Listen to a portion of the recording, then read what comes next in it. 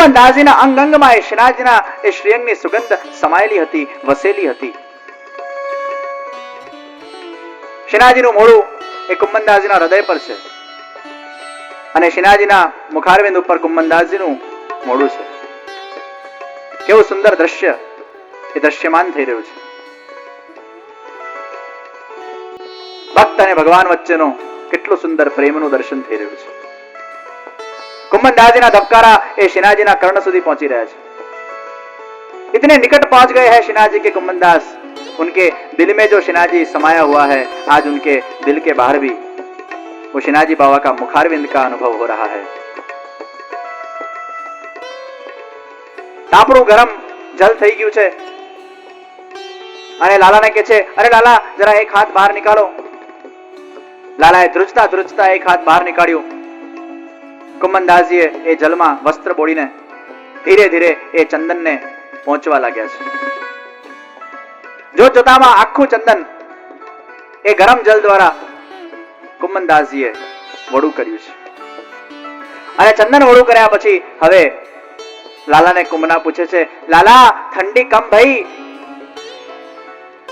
अरे कुमना, बाहर की ठंडी तो कम हो गई लेकिन अंदर की ठंडी अभी भी है. कुंभनदास जी विचारो अंदर ની ઠંડી કેવી રીતે ઓછી કરું?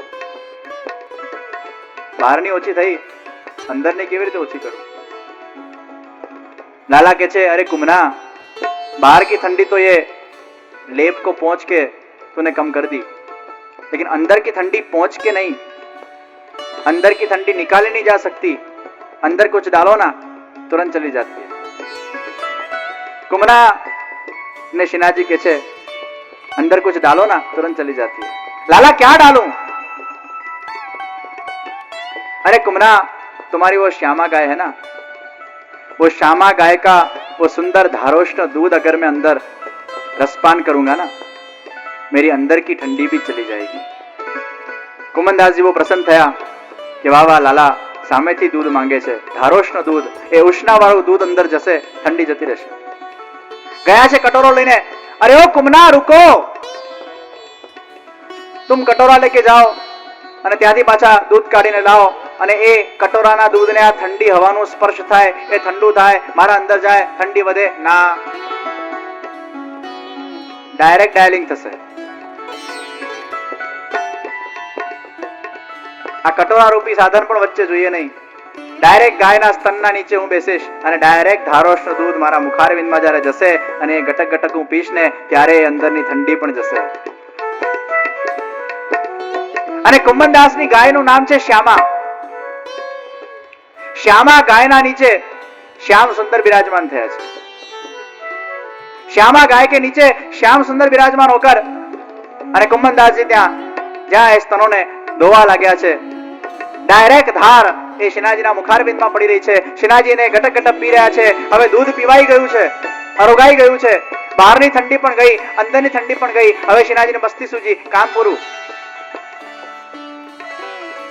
હવે અંદર ગઈ, બહાર ગઈ, अब क्या करे? अब आनंद करे. आनंदમાં શું કર્યું છે? ગાયનું એક આંચળ પકડીને ડાયરેક્ટ વાંકું વાળ્યું, આખી ધાર કુંભનદાસજીના આંખ પર પડી છે, નાક પર પડી છે, મોઢા પર પડી છે, કાન પર પડી છે અને આંખો ચોડતા ચોડતા હજી તો આંખો ચોડીને પોતાની આંખોથી દ્રષ્ટિથી જુએ એટલામાં તો શ્રીનાથજી બાબા ત્યાંથી સર ભાગી ગયા છે. દોડ કે ભગ ગયે હે. આવો પ્રેમ ભક્ત અને ભગવાનનો. કેટલું અદ્ભુત વાત્સલ્ય, કેટલું અદ્ભુત પ્રેમ, કેટલી સુંદર તિખડ.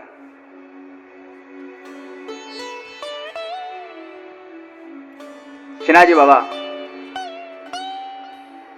એ મંદિરમાં બિરાજમાન થઈ ગયા. આ બલા આફત થોડા સમય માટે ટળી. બીજા દિવસની સવાર પડી અને માધવાનંદજીએ શ્રીનાથજીને ભીના અંગ વસ્ત્રથી જ્યારે સ્નાન કરાવ્યું છે અને સ્નાન કરાયા પછી પાછો ચંદન લઈને આવ્યા. શ્રીનાથજી વિચારે આ તો રોજનું થયું ભાઈ. હવે ઠંડીના અંદર સ્નાન કર્યા પછી તમે પંખો પણ બંધ કરી દેતા હો અને સ્નાન કરીને તરત પેલો ચંદન લગાડવા આવે કેવા ઠઠરો તમે. હવે ફરી ચંદન લઈને આવ્યા છે. હવે ક્યાં કરે કુછ કહીએ તો શું કહીએ, પણ હવે શ્રીનાજી એક યુક્તિ વિચારી છે. શ્રીનાજી છે ને બધી સિચ્યુએશન માંથી કઈ રીતે માણસે વર્તવું જોઈએ એના ઉપાયો બતાડે છે.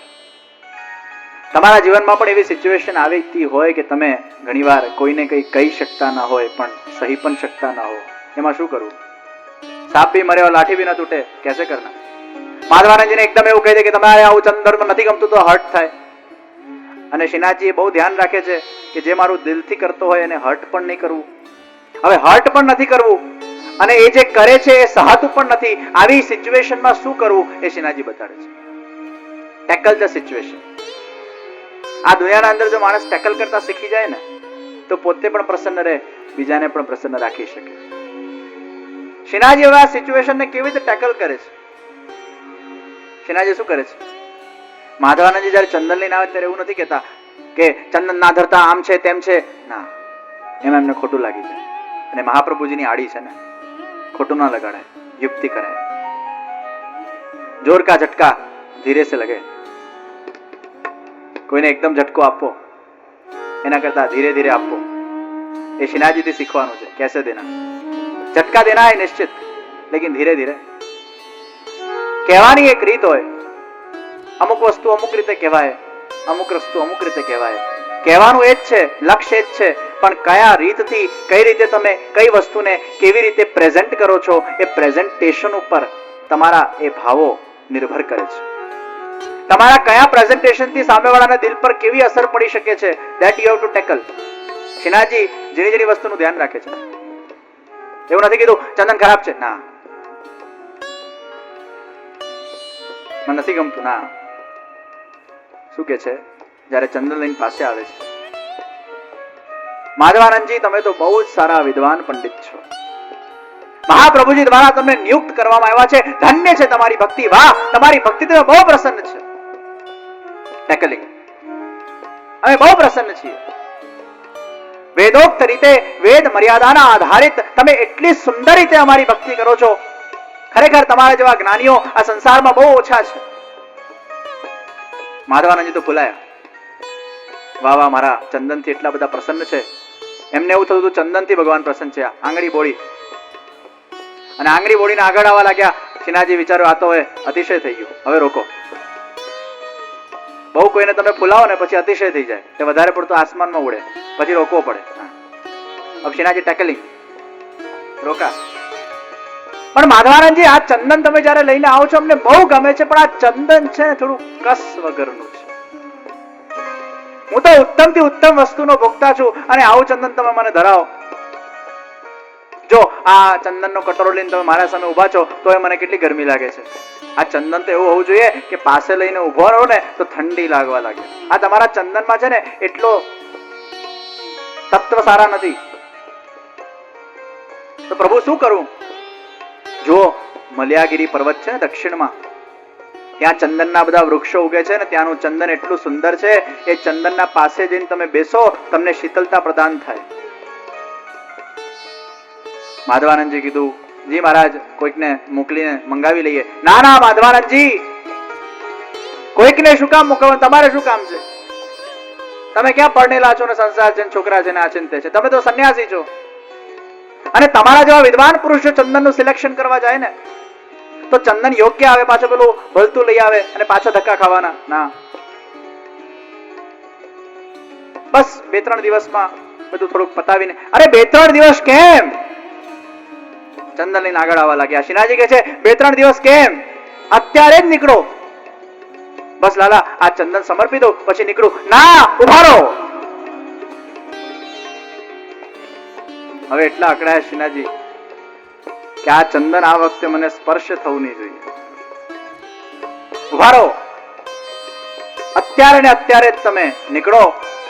પણ આપની સેવા કોણ કરશે? એ તમારા નીચે ઘણા બધા ટ્રેન થઈ ગયા છે, અમે વ્યવસ્થા કરી નાખશું. You don't worry. જેવી આપની આજ્ઞા. પણ કદાચ મને રસ્તામાં આપની યાદ આવશે. આપની સેવાથી હું રોજ આપની સેવા કરતો હતો, રોજ આપની પૂજા કરું, પણ હવે કદાચ આપની યાદ આવે અધવચ્ચે તો શું કરું? માધવાનંદજી, અમે તમને વચન આપીએ છીએ, જ્યારે જ્યારે તમે અમને યાદ કરશો ને, અમે તમારા સામે સાક્ષાત પ્રગટ થઈને તમને દર્શન આપશું, આ વિશ્વાસ રાખજો. માધવાનંદજી ત્યાંથી નીકળી પડ્યા છે. હવે દક્ષિણનો રસ્તો હો, 6, 7, 8 મહિનાનો રસ્તો નીકળી પડ્યા છે માધવાનંદજી ત્યાંથી. અને અમુક મહિનાની યાત્રા પછી પહોંચ્યા છે ચંદનના વનોમાં, ચંદનના વૃક્ષોમાં. ત્યાંથી ચંદન લીધું છે અને ચંદન લઈને જ્યારે પાછા વ્રજ તરફ પ્રયાણ કરી રહ્યા હતા, ખૂબ ઉત્સાહ અને ઉમંગમાં પ્રયાણ કરતા હતા કે આ સુંદર ચંદન મારા પ્રભુને હું સમર્પિત કરીશ. ખૂબ આનંદમાં હતા. પણ હવે એક દિવસ એમને બહુ વિરહ થયો છે, કારણ કે આટલા મહિનાઓથી જે શ્રીનાથજીની સેવા કરવાની જેને એક વ્યસન થઈ ગયું હોય, પછી એમને હવે વિરહ થયો છે. બિચારા એમના સ્વભાવથી કરતા હતા, પણ વ્યક્તિ તો ખૂબ સજ્જન હતા ને, ખૂબ સારા દિલના. શ્રીનાથજીને પરિશ્રમ પડે એ ભાવથી ચંદન નતા રોકા, વૈદિક પ્રકાર હતો. વચ્ચે એક વનમાં રોકાયા છે અને વનના અંદર એટલો બધો ભગવાનનો વિરહ થયો છે. એ વખતે શ્રીનાથજી સાક્ષાત એમને દર્શન આપ્યા છે. અને જ્યાં શ્રીનાથજી બાબા પ્રગટ થયા છે, માધવાનંદજી બહુ પ્રસન્ન થયા છે. વાહ પ્રભુ, તમે તમારા વચનને પાડ્યું. બસ આ ચંદન આપના માટે લઈને જ આવતો હતો ત્યાં. શ્રીનાથજી કે છે, હવે આ છેલ્લી વાર, ફર્સ્ટ એન્ડ લાસ્ટ, અને ઈચ્છા પૂરી કરી નાખી, પછી શાંતિ. માધવાનંદજીને કે છે, આવો માધવાનંદજી, તમારી જે મનોરથ છે એ પૂરો કરો. અને એ વખતે એ સુંદર મલ્યાગીરીનું ચંદન માધવાનંદજીએ શ્રીનાથજીને સમર્પ્યું છે. અને પછી ચંદન સમર્પ્યા પછી હવે શ્રીનાથજી બાબાએ માધવાનંદજીને કહ્યું છે, માધવાનંદજી, તમારી ભક્તિ બહુ મહાન છે, તમારી ભક્તિ બહુ ધન્ય છે, પણ તમારો જે પ્રકાર છે એ પૂજાનો પ્રકાર છે. અને એ પ્રકાર હું જયારે પુષ્ટિ પુરુષોત્તમ તરીકે બિરાજમાન હોઉં, વ્રજમાં બિરાજમાન હોઉં, હિમાચલ ત્યાંથી પાસે હોય, અને એ ઠંડીની ઋતુમાં તમે મને ચંદન ધરાવો, અને તમારો મનોરથ ચંદન ધરાવવાનો જ છે એ હું જાણું છું.